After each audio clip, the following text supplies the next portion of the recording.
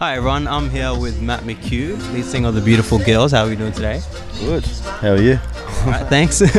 First of all, welcome to Wollongong. Yeah, man. Oh, well, I live just up the road in Cronulla, actually, so I live really close, and I always come down to Wollongong and surf. So I don't often frequent the university, but I love it. It's a beautiful place, so it's good to be here. So, are you more of a surfer or a musician? That's a good question. If I have to give up one, I'd give up music, I think, for sure. Yeah, but thankfully, well, touch wood, I haven't had to make that choice yet. So You've been able to find a good balance between the waves and the music. yeah, sometimes depends where you tour. Like touring is obviously a big part of what we do. And when I'm home making records, I can surf often. And then we try to hug the coast whenever we tour, but there's a lot of stretches where we're inland and there's no waves, and you just got to suck it up and deal with it. And that's the times when music is not looking so crash hot as a career choice.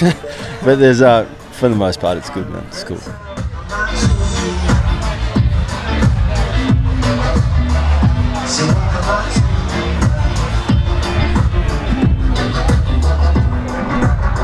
The new album that's recently come out, Dancehall Days, came as number 5 on iTunes Australia's electronic charts. Would you define yourself as an electronica kind of band or not? Yeah. Well, it's weird because I think that people, I make all the records myself, right? So I chop up drums. I have an old MPC and a bunch of samplers and a bunch of crusty old studio gear, and I make the records by myself in the garage pretty much.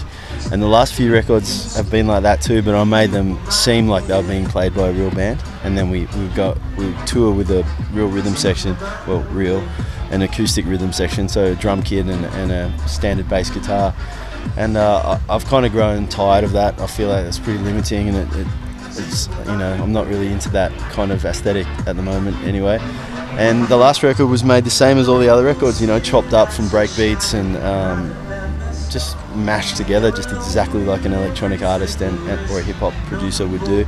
And the only difference is there's guitars layered over the top and vocals and horns. But really, the genesis of it and the heart and soul of it is all put together in an old MPC, which is by definition electronic. So I feel like it's actually probably more honest than calling us a blues and roots band. We're definitely not that. And I definitely don't think we're alternative or rock. So it's closer to the target, but I don't really believe in kind of defining it as anything, to tell you the truth. I feel like you're an independent band who just wants to do whatever they want to do. You don't want to be constrained by certain guidelines of any particular genre. That's right, man. I think it's just independent music, and I think like as you go on in 2014, I think the only reason for having these definitions is for marketing and selling stuff, and so it makes it easier to divide things up into their little categories and say this is that, so you can understand it more easily. And that's fine, I get that, but as a creative person, it doesn't make much sense to me to kind of think in those terms. I'm not sure if you're aware, but we're approaching the end of semester for university students, and it's a time where everyone's studying hard and a little bit stressed and trying to cram in.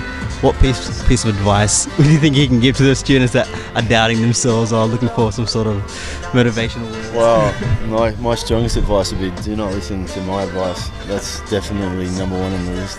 I went to about 6 different universities and dropped out of all of them. I just never sat too well with academia, although I entirely respect it wholeheartedly, but I don't know if I have any advice, man. Like, my advice is just try and find the joy in what you're doing and love what you're doing. I think it's a struggle if you don't really enjoy the process that you're involved in, so if you're studying something, and it's easier said than done, there's always subjects that are a bit irksome, but you got to try and find the joy in there somewhere, and it'll make it a more successful endeavour for you, I think. And rather than just like beating your head against the wall and just hating it, you got to try and find some coolness in it somewhere.